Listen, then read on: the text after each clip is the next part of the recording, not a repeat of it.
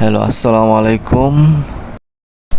গতকাল রাতে বৃষ্টি হয়েছিল, দেখি ছাদের কি অবস্থা। ওয়াও, আমটা তো পড়ে গেছে। আপনাদেরকে পরিচয় করে দিই, এই আম গাছটা হচ্ছে ব্যানানা আম গাছ।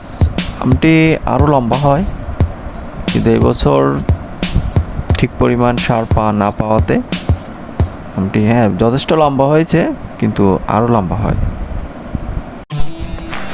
অনেকগুলোই আম ধরেছে, বাট ওগুলো আমরা পেড়ে ফেলছি। কিন্তু এই পাশের দুটো আম আমি রেখে দিয়েছি, যে আমি একটু ভিডিও করব।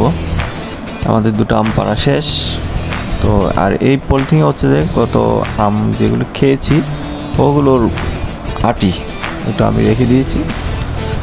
এই হচ্ছে আমাদের ছাদের ভিউ, দেখতে পারেন আমার এই ছোট্ট ছাদ বাগানটি অবস্থা। প্রচুর দিকে প্রায় অনেক সবুজ হয়ে যাচ্ছে বর্ষার শুরুতে। খুবই ভালো লাগে ছাদে উঠলে। সবাই বসে আছি, আম দুটো নিয়ে আসছি, এবার আমগুলো কাটার ব্যবস্থা করতেছি। অ্যাকচুয়ালি ব্যানানা আম কিন্তু খুবই সুস্বাদু এবং আটিটা খুবই ছোট। আপনার যদি কখনো ব্যানানা আম গাছ রোপণ করেন, দেখবেন খুবই মজা। আপনারাও চাইলেও আমার মতো ছোট্ট ছাদ বাগান করতে পারেন।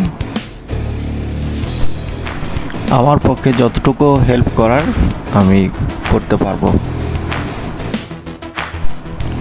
দেখতে যেমন সুন্দর, খুবই টেস্ট। ভালো থাকবেন।